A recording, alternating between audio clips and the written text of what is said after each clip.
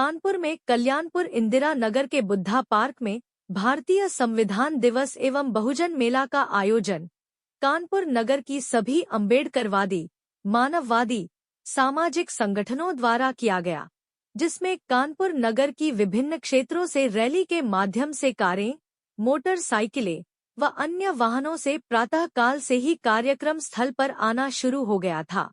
संस्थाओं द्वारा अपने अपने स्टॉल लगाकर आए हुए सभी लोगों के लिए जल पान की व्यवस्था की, एक और सभी के लिए भीम भोज की भी सुचारू व्यवस्था रही। वहां मौजूद सभी गणमान्य जनों ने एकमत होकर सभी धर्मों के धर्म ग्रंथों से ऊपर रख संविधान द्वारा प्राप्त अधिकारों को जीवन में अनुश्रवण करने की प्रतिज्ञा ली। प्रातः 11 बजे से शाम 5 बजे तक भरपूर भीड़ उपस्थित रही। आयोजकों के अनुसार कार्यक्रम में करीब 3000 लोगों की संख्या थी। वहां से लौटते हुए लोगों के हाथों में संविधान की उद्देशिका, संविधान, बाबा साहेब की किताबें व चित्र हाथों में ले जाते दिखाई दिए। जी, मेरा नाम श्री राम गौतम एडवोकेट हैं, प्रत्याशी bar council of Uttar Pradesh Kanpur से हैं। मैं इस समय 26 नवंबर 1949 में जो बाबा साहब ने संविधान बना करके अंगीकृत किया था और 26 जनवरी 1950 को लागू हुआ था, उसी के उपलक्ष्य में यानी कि इस संविधान दिवस को मनाने के लिए हम लोग लॉर्ड बुद्धा पार्क कल्याणपुर में उपस्थित हैं। इस बुद्धा पार्क पहला ये मेला का रूप दिया गया है। इसके पहले दुनिया में किसी भी शहर में, किसी भी नगर में, किसी भी ब्लॉक में, किसी भी तहसील में संविधान दिवस तो मनाया गया है, लेकिन बहुजन मेला आज के दिन नहीं मनाया गया। हमको ये गर्व है कि इस देश में 26 नवंबर 49 को जो संविधान लागू हुआ था, तब से लेकर अब तक इस संविधान दिवस का मेला बहुजनों के द्वारा लगाया जाता है। मैं अपने बहुजन समाज पर गर्व करता हूँ।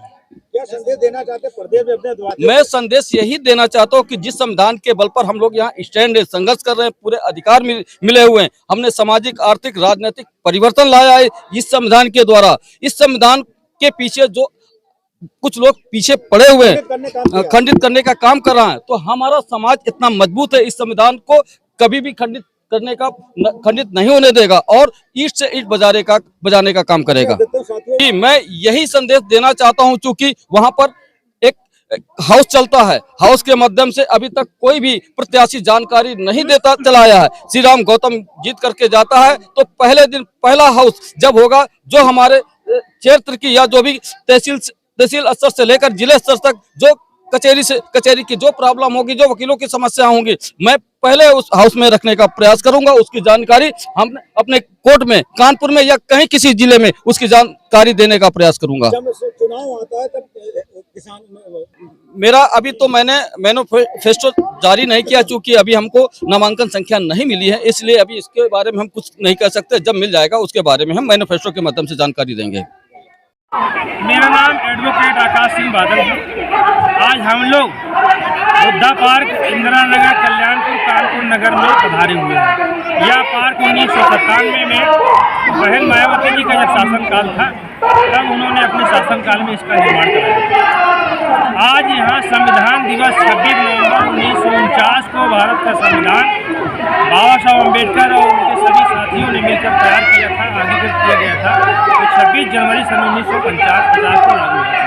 संविधान दिवस के पावन अवसर पर बुद्धा पार्क में आज विजय दिवस बहुजन मेला का आयोजन कानपुर के समस्त सामाजिक संगठनों के माध्यम से आयोजित है और मैं समस्त देशवासियों को भारतीय संविधान दिवस के पावन अवसर पर हार्दिक शुभकामनाएं देता हूँ।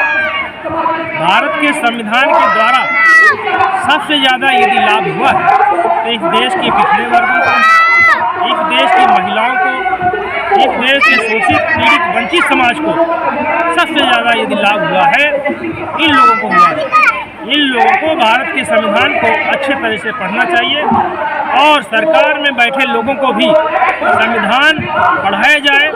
कम से कम कक्षा 9th क्लास से भारत का संविधान प्रॉपर तरीके से शिक्षण संस्थाओं में लागू किया जाना चाहिए कि किन किन अनुच्छेदों में हमें फंडामेंटल राइट प्राप्त हैं, तो किन अनुच्छेद में हमें ड्यूटी है, हमारी कर्तव्य क्या है। फिर कैसे राज्यपाल का चुनाव होता है, कैसे सुप्रीम कोर्ट की क्या न्यायपालिका है, व्यवस्था है, कैसे राष्ट्रपति का चुनाव है, इन तमाम चीज़ों को पढ़ने का जो हमारा संकल्प होना चाहिए, हमें जानकारी होनी चाहिए, ये भारत के संविधान से होनी चाहिए। शिक्षण संस्थान में इसे लागू करवाना चाहिए। महिलाओं को चाहे किसी धर्म, जाति, मजहब की महिला क्यों न हो, भारत के संविधान में यदि भारत का संविधान लागू न होता तो भारत की किसी भी महिला को शोषण से या उसे बोलने का या कंधे से कंधा मिलाकर अधिकार या नौकरियों में अधिकार, शिक्षा संस्थानों में अधिकार, जो भी सारे के सारे अधिकार मिले हैं वो भारत के संविधान लागू होने के बाद कंधे से कंधा मिलाकर चलने का अधिकार बहनों को मिला है। इसलिए बहनों को भी भारत के संविधान के प्रति और बाबा साहब अम्बेडकर के प्रति सच्ची कृतज्ञता व्यक्त करनी चाहिए। हम पुनः आप सबसे कहना चाहता हूँ कि सरकार से हमारी डिमांड है आज के इस पावन अवसर पर कि कम से कम कक्षा 9th क्लास से भारत का संविधान शिक्षण संस्थानों में अवश्य लागू किया जाए, उसे पढ़ाया जाए।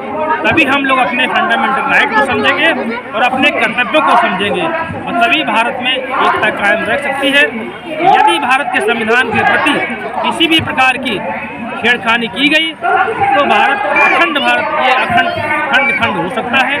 इसलिए भारत के संविधान के प्रति हमें सबको कृतज्ञता व्यक्त करनी चाहिए और परम पूज्य बाबा साहब अम्बेडकर को सच्चे दिल से आभार प्रकट करना चाहिए। यदि उन्होंने इतना अच्छा संविधान न बनाया हुआ है तो तमाम जाति, धर्म और मजहब के रहने वाले लोग एक सूत्र में नहीं बन पाते। इसलिए भारत के संविधान के द्वारा ही एकता कायम रह सकती है। हम सबको पुनः भारत के समस्त देशवासियों को संविधान दिवस के पावन अवसर पर हार्दिक शुभकामनाएं और बधाई देते हैं। जय भीम, नमो बुद्धाय।